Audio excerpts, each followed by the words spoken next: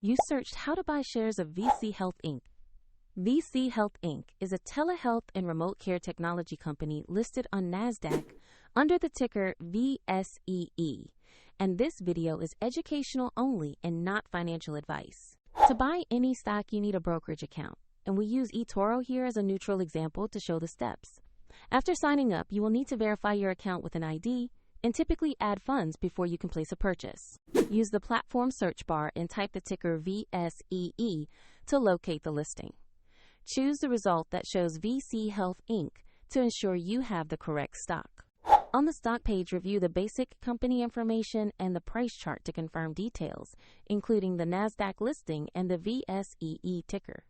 Make sure the company name and market match the VSee Health Inc. listing. To place an order, click Invest or Buy, enter the amount you want to invest, carefully review the order details and confirm.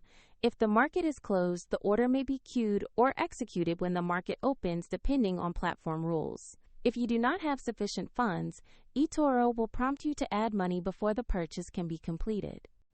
After a successful order, your position will appear in your portfolio where you can monitor it and set alerts.